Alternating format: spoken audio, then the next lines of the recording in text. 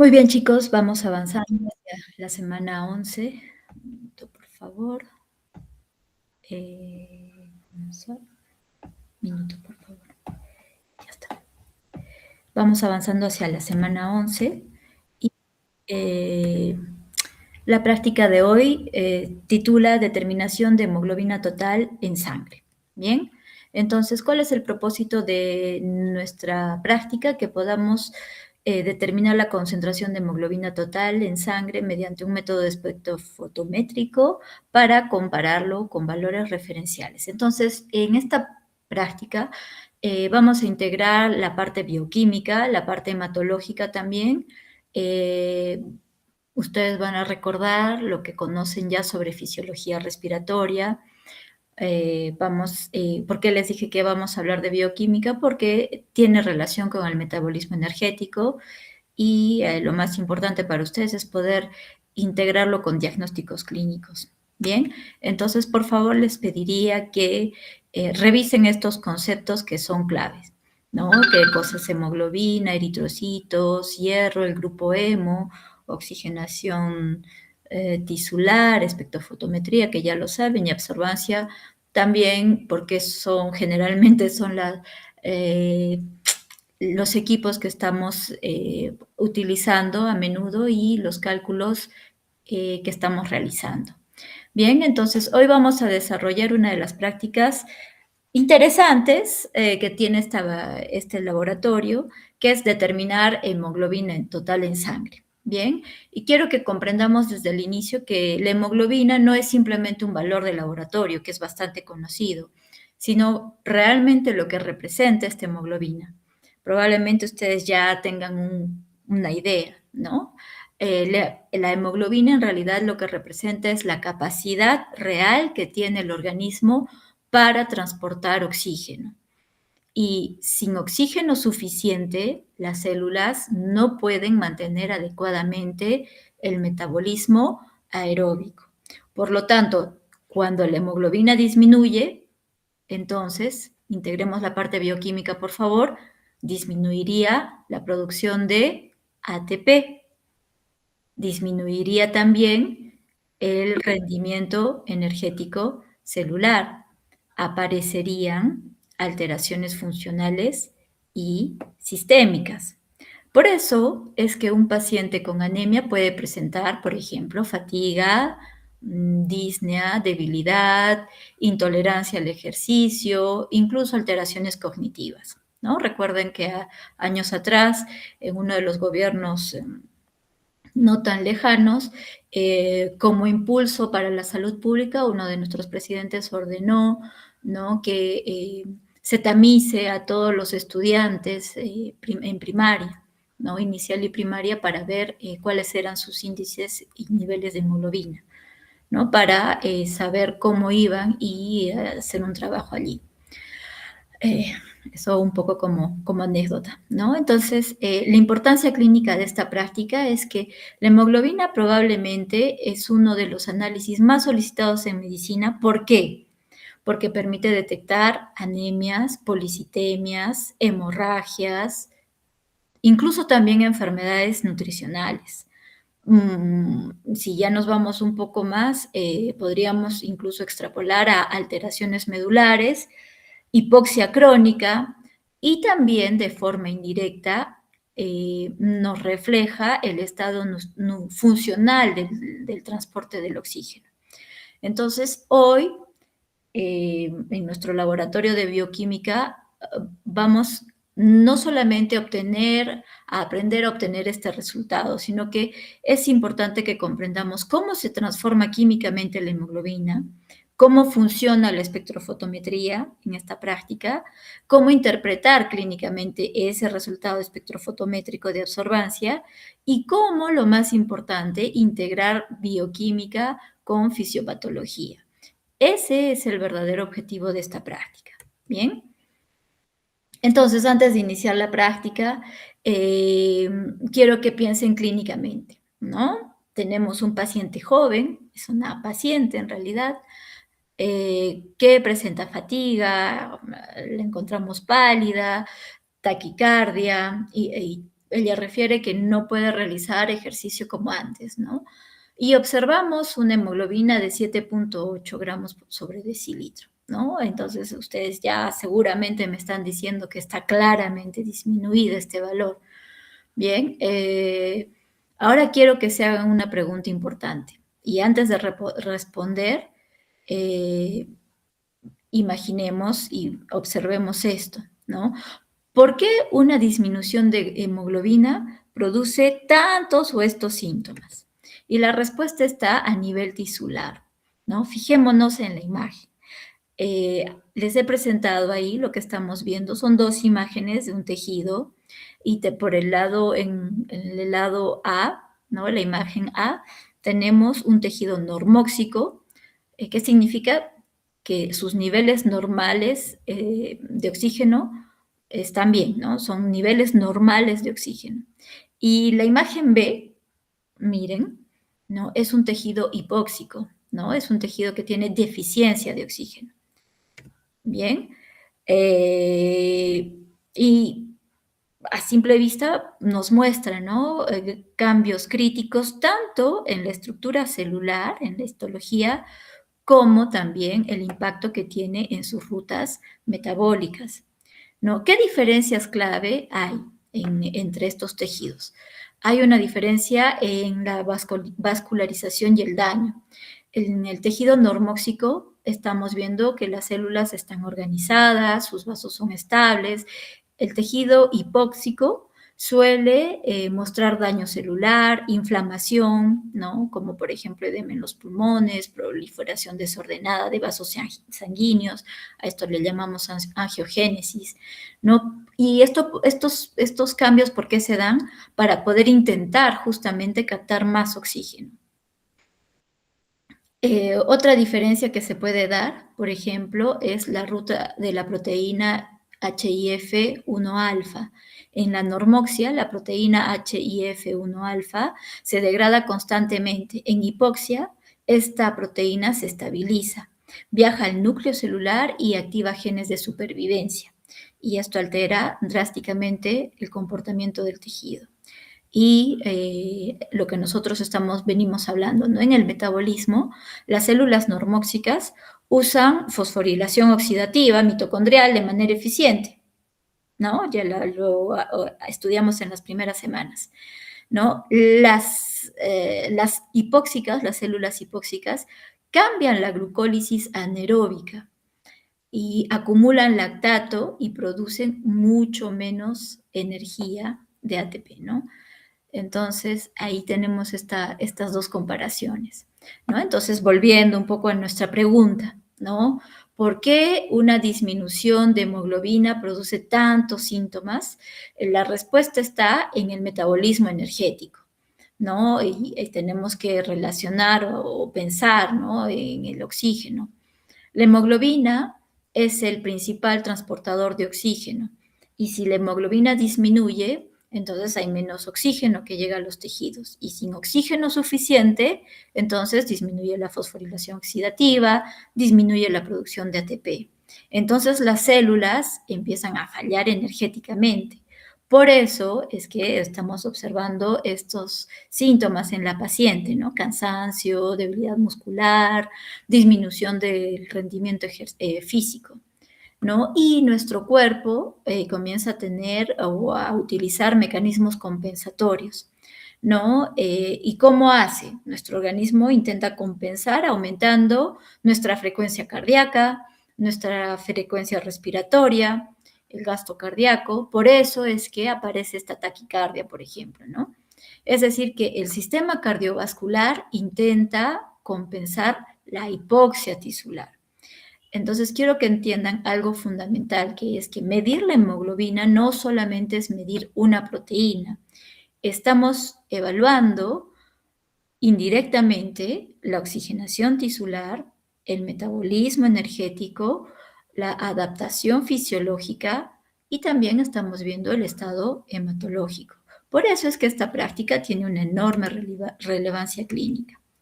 Bien, ahí les dejo, si quieren ver todo la publicación, ahí está. ¿no? Es muy interesante en realidad, si a que les apasiona un poco analizar este tema.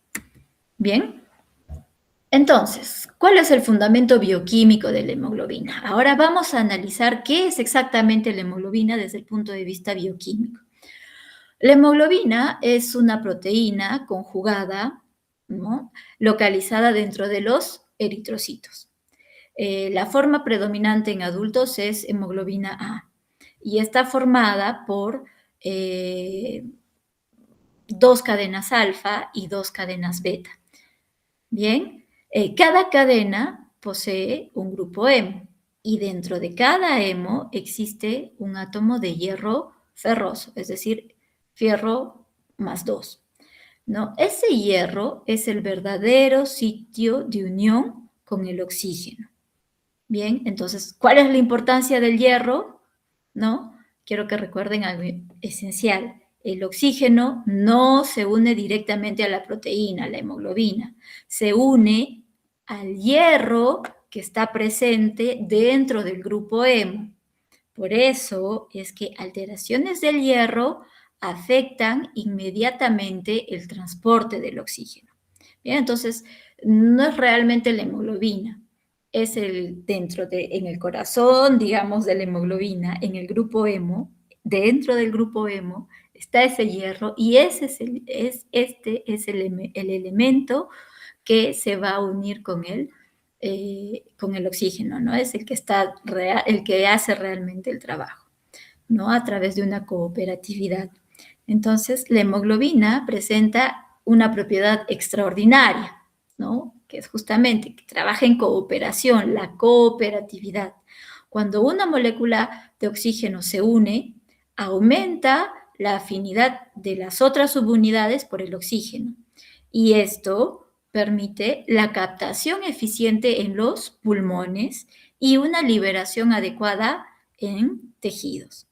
Otras funciones, además de la hemoglobina, es, por ejemplo, que también participa en el transporte parcial del dióxido de carbono y esto también ayuda a regular el equilibrio ácido-base.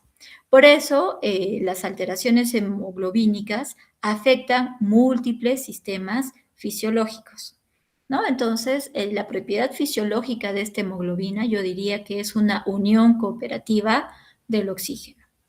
Bien.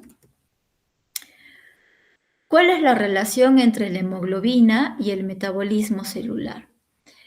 Esta En esta diapositiva quiero que hagamos una integración completa entre hematología, bioquímica, fisiología celular, metabolismo energético, ¿no? Porque aquí está realmente el verdadero impacto biológico de la hemoglobina.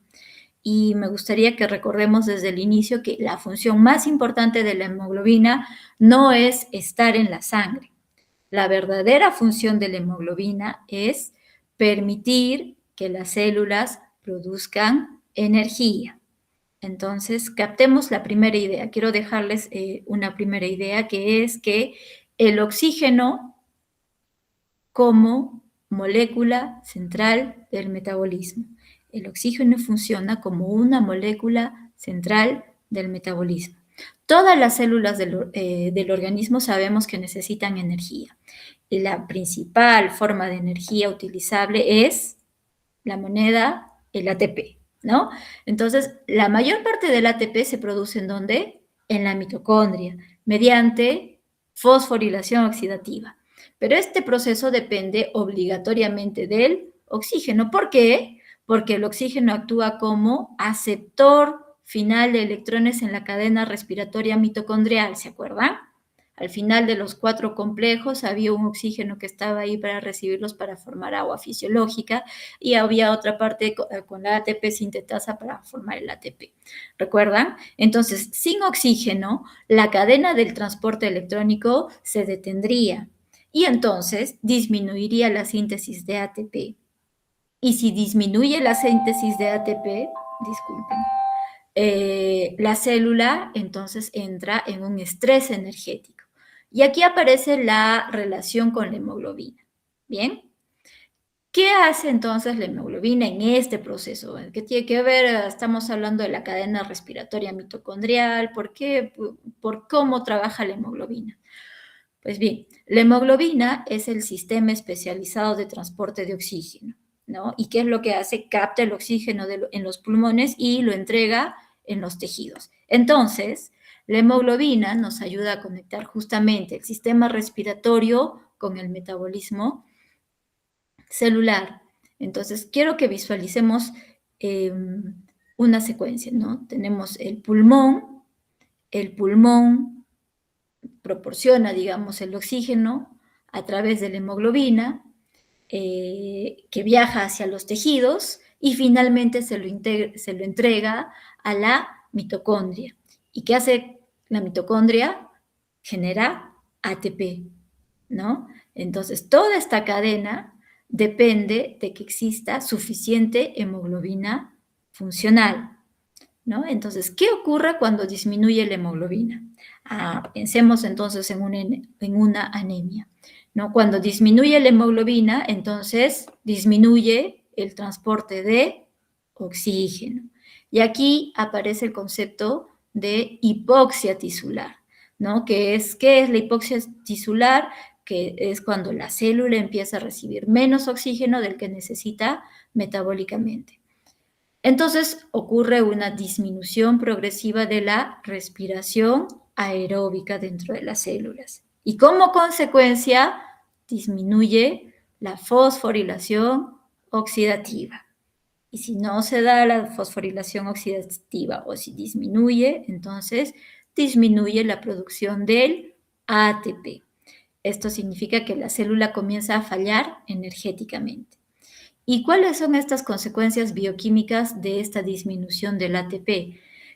Quiero que entiendan que la fatiga del paciente anémico no es simplemente una sensación de cansancio, existe realmente una base bioquímica real.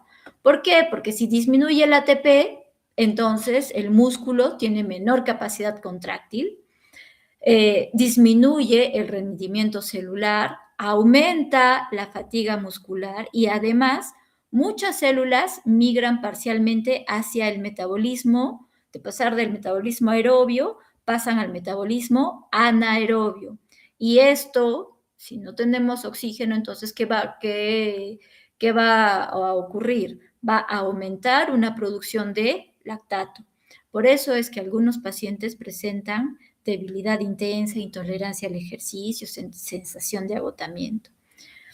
Bien, entonces el efecto sobre los órganos de esta alta demanda energética, ¿no? Como por ejemplo el cerebro, el corazón, ¿no? Estos órganos son los que más sufren porque son los órganos que tienen mayor consumo de oxígeno. Por ejemplo, en el caso del cerebro puede aparecer mareo, cefalea, dificultad de concentración. En el corazón, hablamos, ¿no? En diapositivas anteriores, el corazón intenta compensar aumentando la frecuencia cardíaca, el gasto cardíaco, perdón, ¿no? Y por eso es que la paciente presentaba taquicardia, ¿no? Y el organismo entonces intenta llevar más sangre para compensar la menor capacidad de transporte de oxígeno. El músculo esquelético, por ejemplo, ¿no? Disminuye el rendimiento físico y aparece esta fatigabilidad rápida por estos mecanismos compensatorios, ¿no? Entonces, la anemia, cuando la anemia es importante, estos mecanismos ya no son suficientes, ¿no? Y entonces me gustaría que realicemos aquí una integración bioquímica eh, y que comprendamos algo importante, que la anemia es mucho más que una disminución de eritrocitos, ¿no? Es una alteración global del metabolismo energético celular porque compromete el aporte de oxígeno, la función mitocondrial y la síntesis del ATP, y esto también, ¿no? Tiene que ver con la homeostasis tisular, ¿no? Más o menos lo que tenemos en esta imagen, ¿no? Por eso es que el estudio de hemoglobina tiene una enorme relevancia clínica y bioquímica.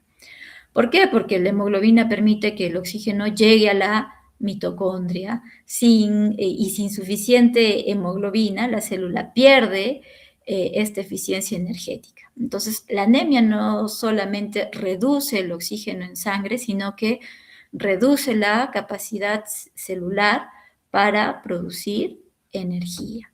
¿Bien? Se me pasó una O. Ahora vamos a analizar el fundamento bioquímico real de esta práctica, ¿no? Que es el método de Drapkin. Y comprendamos que nosotros no medimos directamente la hemoglobina nativa. Primero debemos de transformarla químicamente en un compuesto estable y cuantificable. Y este compuesto va a ser la ciano o la cianmethemoglobina, ¿no? La cianomethemoglobina o la cianmethemoglobina. Y se va a dar en etapas, ¿no? Tenemos la primera etapa, que es la etapa de la hemólisis. Bien, en la hemólisis, cuando mezclamos la sangre con el reactivo de Drapkin, ocurre primero una destrucción de los eritrocitos, es decir, que vamos a realizar justamente, pues vamos, lisis, romper, ¿no? Las células de la sangre. Entonces, al romper, ¿no? Estas células, va a liberar la hemoglobina al medio líquido, ¿no? Y esto es indispensable porque la hemoglobina normalmente está confinada, atrapada dentro del eritrocito. Bien, entonces primero vamos a romper ese eritrocito para poder liberar esa hemoglobina. ¿Cuál es la segunda etapa? La segunda etapa es la de la oxidación, ¿no? La hemoglobina funcional posee, ya sabemos, en su corazón, digamos, hierro en estado ferroso, ¿no? En fierro más 2. Y este fierro más 2 justamente es el que es capaz de unirse al oxígeno. Y este reactivo que vamos a utilizar, ¿no? El ferrocianuro de potasio, va a actuar como un oxidante. Entonces, ¿qué va a ocurrir? Lo que ustedes están viendo, ¿no? A la izquierda. Como el reactivo contiene este ferrocianuro de potasio, el fierro más 2 se va a oxidar a fierro más 3, ¿no? Y así la hemoglobina se convierte en metahemoglobina. Bien. Y esta metahemoglobina ya no tiene la capacidad de transportar oxígeno eficientemente. Y entonces pasamos a la tercera etapa, que es justamente la formación de la ciano o la cianmetahemoglobina. Bien, ¿qué va a pasar? Entonces nos quedamos en la metahemoglobina, ¿no? Esta metahemoglobina va a reaccionar con el cianuro del reactivo, ¿no? Y se va a formar esta cianmethemoglobina. Y este compuesto tiene enorme importancia analítica porque es estable, porque es soluble, porque es homogéneo y también porque es fácilmente detectable, ¿no? Desde el punto de vista espectrofotométrico, ¿no? Y de ahí, bueno, ya nosotros ya conocemos el espectrofotómetro y el principio, ¿no? De esta técnica, ¿no? Entonces, la cianomethemoglobina o la cianmethemoglobina va a absorber específicamente alrededor de 540 nanómetros. Entonces, el espectrofotómetro va a medir cuánta luz absorbe la muestra. Y si tenemos mucha hemoglobina, si hay más hemoglobina, entonces vamos a formar más metahemoglobina, ¿no? Y si hay bastante cianmethemoglobina o cianomethemoglobina, la absorbancia será mayor. Y ojo acá, si la absorbancia es mayor, ¿cómo será la concentración? Me pregunto. ¿Mayor o menor? Mayor, ¿no? Yo sé que todos me están gritando mayor inmediatamente, ¿no? ¿Por qué? Porque ya sabemos que si aplicamos la ley de Beer-Lambert, la absorbancia es proporcional a la concentración. Por eso es que podemos cuantificar la hemoglobina mediante estas señales ópticas. Bien. ¿Cuáles son los componentes, perdón, del reactivo de Drapkin? ¿No? Vamos a analizar un poquito más a profundidad este fundamento bioquímico y analítico de este método. Bien, me gustaría que comprendamos que no solamente se trata de medir el color, ¿no? En realidad estamos utilizando una reacción química de manera controlada para poder transformar la hemoglobina en un compuesto ya, el que tenía los 4 checks, ¿no? Estable, soluble, homogéneo y sobre todo cuantificable, ¿no? Y este compuesto es la ciano o la cianmethemoglobina. Bien, entonces ya sabemos, ¿no? Que la primera etapa, la hemólisis, ¿no? Lo primero que vamos a hacer es que al mezclar la sangre con el reactivo, vamos a destruir los eritrocitos para dejar libre la hemoglobina, ¿no? Entonces va a ocurrir un proceso de hemólisis. ¿Por qué esto es necesario? Porque la hemoglobina va a poder ser liberada hacia el medio líquido y la vamos a poder analizar. La segunda etapa es que a esa hemoglobina la vamos a oxidar, ¿no? Una vez oxidada, ¿no? Va a pasar el fierro de un estado +2 a fierro 3 y este hierro ya es incapaz de unirse al oxígeno, ¿no? ¿Y esto por qué ocurre? ¿Por qué ocurre esta oxidación? Porque justamente el reactivo de Drapkin contiene ferrocianuro de potasio y por eso es que el hierro se puede oxidar. Entonces, acá la hemoglobina deja de ser hemoglobina y se va a transformar en methemoglobina. ¿Bien? Y la methemoglobina no puede transportar ya oxígeno de forma eficiente porque tenemos un hierro férrico, ¿no? Un fierro +3. Bien, y pierde entonces esta capacidad funcional de unión reversible con el oxígeno. Y la tercera etapa es la formación de este compuesto soluble, coloreado además, ¿no? Que es la formación de la cianmethemoglobina. Bien, entonces aquí ocurre una segunda reacción clave, que es que la methemoglobina reacciona con el cianuro, con el ion cianuro presente en el reactivo, y se va a formar esta cianmethemoglobina. Y este paso es importante desde el punto de vista analítico porque la cianmethemoglobina, como es estable, soluble, homogénea, es fácilmente entonces detectable en el espectrofotómetro y nos va a permitir obtener mediciones reproductibles, ¿no? Entonces, ahora que entra en juego el espectrofotómetro, el equipo, ya sabemos, ¿no? Proyecta una luz sobre la muestra y la cianomethemoglobina o la cianmethemoglobina absorbe luz de manera específica alrededor de una longitud de onda de 540 nanómetros. Y aquí recordamos ya la ley de Beer-Lambert, ¿no? Que la absorbancia es directamente proporcional a la concentración. Bien, ahora, ¿cuál es la relación con la absorbancia? ¿No? Si la muestra tiene bastante hemoglobina, entonces la coloración será más intensa, habrá entonces, si hay más color, habrá mayor absorción lumínica, y si hay mayor absorción lumínica, entonces habrá mayor absorbancia. Mientras que una muestra anémica, ¿cómo será? Tendrá menos hemoglobina. Si hay menos hemoglobina, entonces este complejo se va a formar en menor cantidad, ¿no? Menor formación de cianmethemoglobina. Y si hay menor formación de cianmethemoglobina, entonces habrá menor absorbancia. Bien, ahora también vamos a preparar un blanco, ¿no? Ya sabemos que el blanco contiene reactivo, pero no sangre. ¿Y para qué sirve? Sirve justamente, ¿no? Ya sabemos para calibrar el equipo y eliminar la absorbancia propia del reactivo, ¿no? Así el espectrofotómetro mide únicamente la absorbancia atribuible a la hemoglobina. Por eso es importante preparar el blanco, ¿no? Y también sabemos ya que vamos a preparar un estándar, ¿no? ¿Por qué? Porque el estándar que posee, ¿qué dato nos va a dar? Ah, sí, yo sé que ya todos me están respondiendo, que nos va a dar el valor de la concentración, ¿no? Trabajamos con un estándar porque tiene una concentración conocida de hemoglobina en este caso.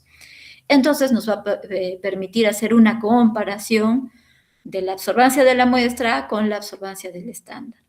Y mediante esta proporcionalidad vamos a calcular la concentración desconocida de nuestra muestra, ¿no? Ahora, también quisiera aprovechar de hablarles de algunas interferencias analíticas, ¿no? Es importante en el laboratorio.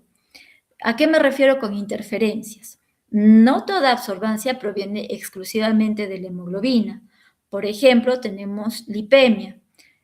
Hay algunos lípidos presentes que podrían estar, que van a dispersar la luz y que podrían alterar nuestra lectura.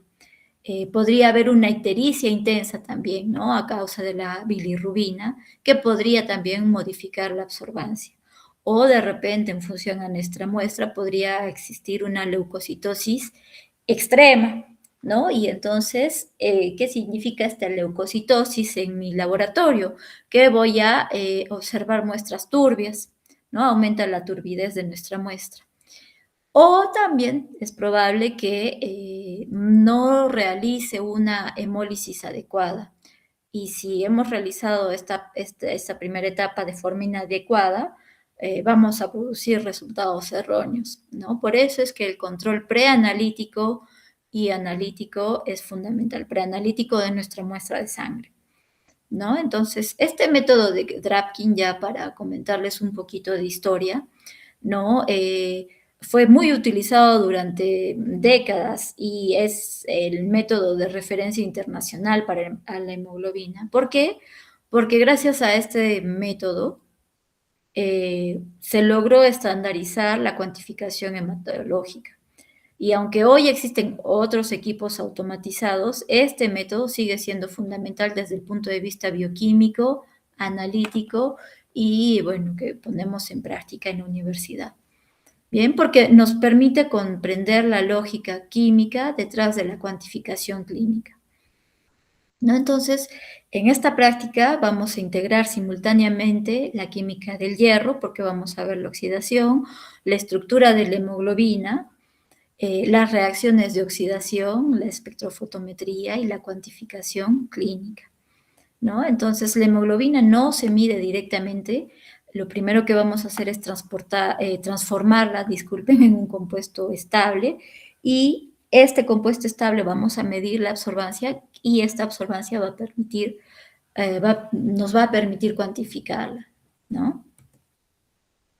Muy bien, pasamos, chicos, a la parte de la práctica en sí, ¿no? Los materiales, equipos y reactivos, ustedes tienen en su guía estas tablas, ¿no? Vamos a analizar los materiales y reactivos que vamos a utilizar y comprendamos que la calidad de nuestros resultados va a depender enormemente de nuestra fase preanalítica, ¿no? Como les decía, muchos errores diagnósticos no ocurren en el espectrofotómetro, ocurren antes de iniciar el análisis. Por eso tenemos que comprender el fundamento de cada componente que estamos utilizando. ¿Qué estamos utilizando? Una muestra biológica. ¿Cuál es nuestra muestra empleada? Sangre total venosa, anticoagulada con EDTA. Y acá, aparte de la primera diapositiva que les he dejado para que ustedes investiguen, ¿qué es el EDTA? ¿Para qué sirve? Bien, y averigüen por favor y quiero detenerme un momento en que pensemos por qué utilizamos sangre total y no suero como hemos venido utilizando en las prácticas anteriores.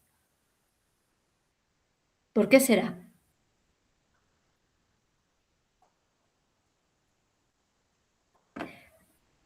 A ver, esa sería mi tercera pregunta. ¿Por qué utilizamos sangre total y no suero? ¿Mm? Tal vez porque la hemoglobina se encuentra dentro de los eritrocitos. Entonces necesitamos conservar las células sanguíneas intactas hasta el momento de la reacción analítica. Y de aquí la importancia del EDTA. ¿no? Porque el EDTA es un anticoagulante, ¿no? ¿Y qué significa anticoagulante? Bueno, que actúa desde un punto de vista químico quelando al calcio. Y el calcio ya sabemos que es indispensable para la coagulación. Entonces, al quelar o al secuestrar este calcio, se impide la formación del coágulo y esto nos permite entonces mantener la sangre fluida y conservar los eritrocitos.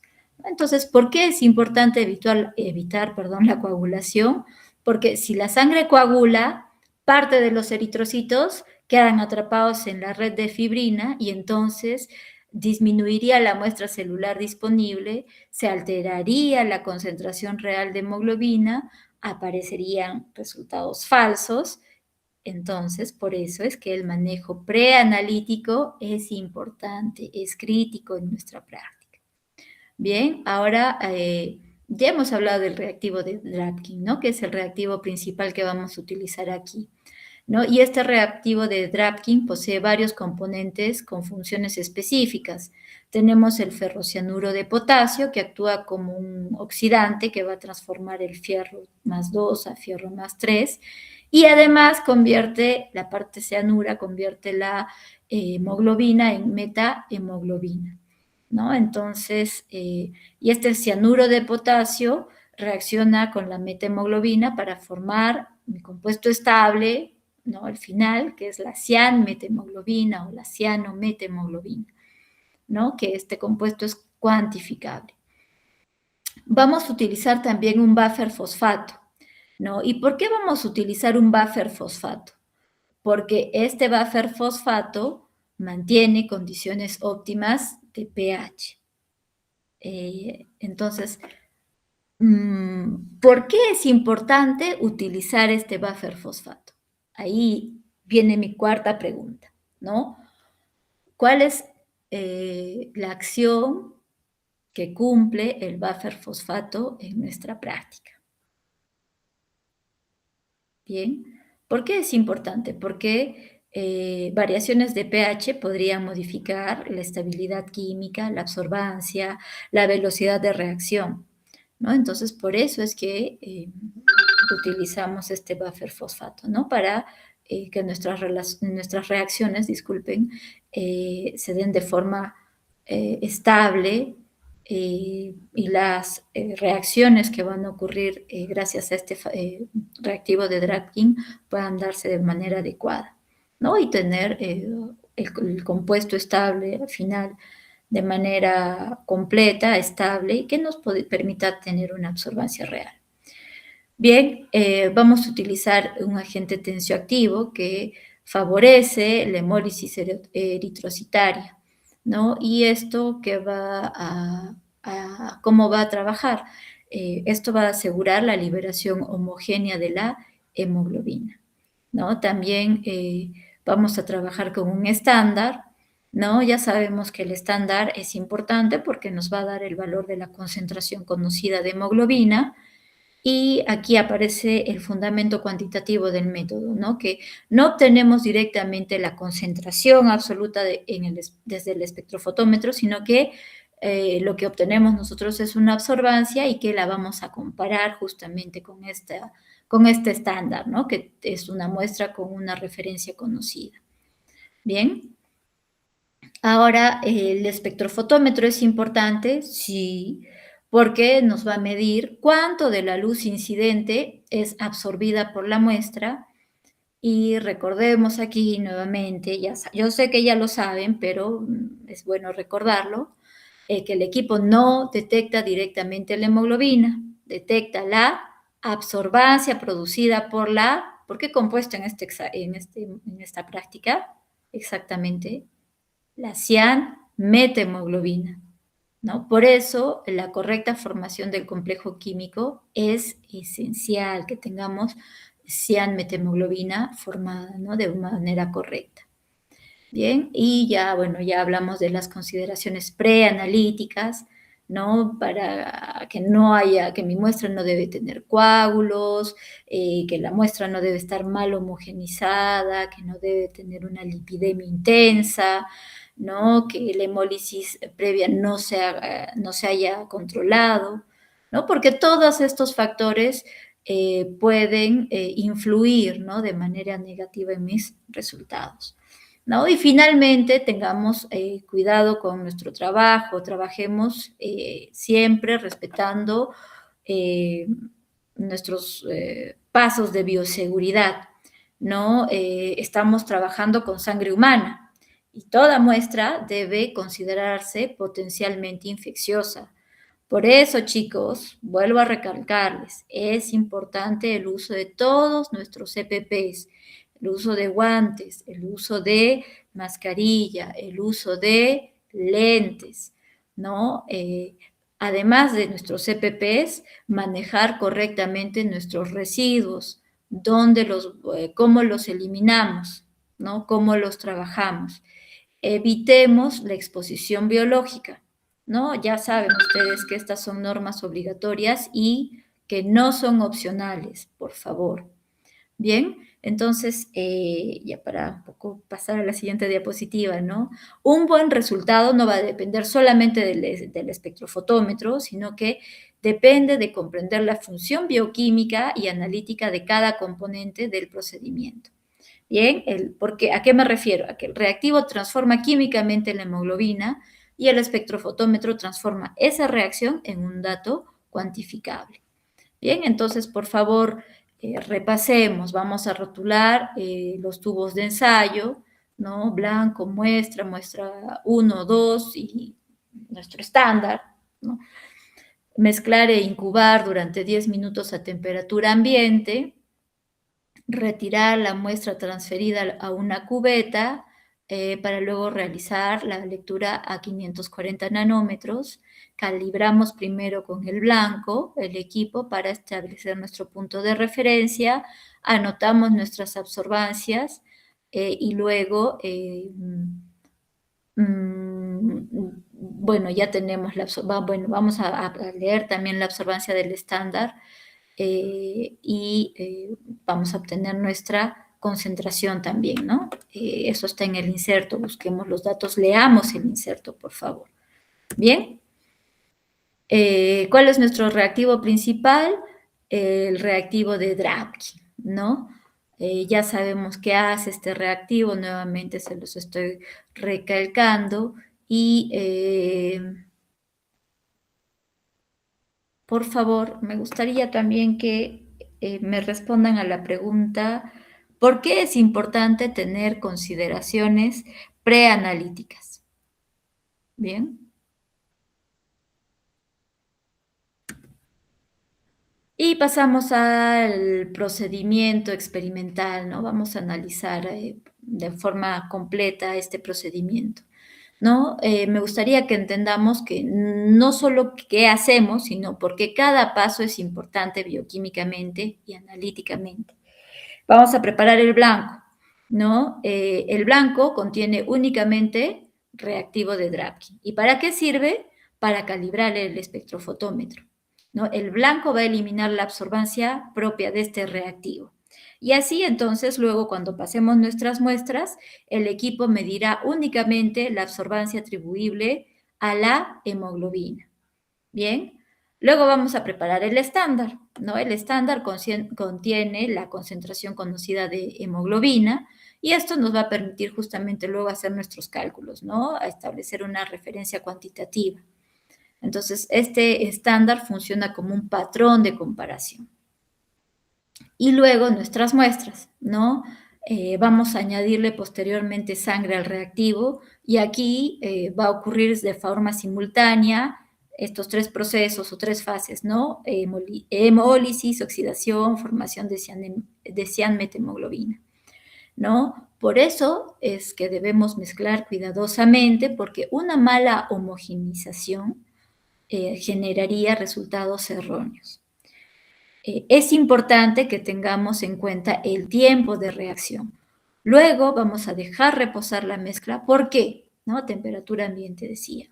porque las reacciones químicas necesitan completarse. Si leemos demasiado rápido, parte de la hemoglobina aún no habrá reaccionado, ¿no? Y obtendríamos valores falsamente bajos, ¿no? Luego que respetemos nuestro tiempo, realicemos nuestra lectura espectrofotométrica, ¿no? A 540 nanómetros, porque allí la cianmethemoglobina presenta máxima absorbancia, ¿no?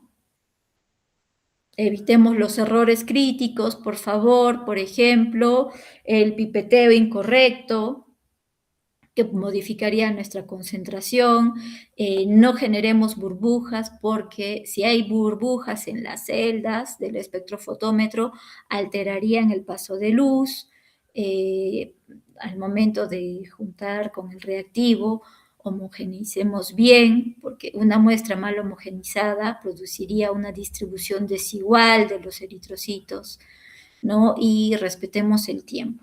Bien. ¿Listo? Entonces, el éxito de nuestra práctica exige una precisión rigurosa. Entonces, acá les muestro más o menos, ¿no? En un esquema, un dibujo, qué es lo que tenemos que hacer. Y finalmente ustedes van a obtener sus resultados y van a poder realizar sus cálculos. ¿Listo, chicos? Entonces, por favor, antes de empezar nuestra práctica, no se olviden de entregarme sus cuestionarios con sus preguntas y estemos atentos a los pasos que tenemos que realizar, ¿no? Conversen, distribúyanse, cada uno, por favor, que tenga un rol en nuestra práctica, no estemos jugando, no estemos desatentos, porque, como les decía, ¿no? Estamos trabajando con material biológico y entonces tenemos que trabajar de manera ordenada, coherente y responsable. Bien, chicos, les agradezco mucho su atención. Nos vemos en el laboratorio.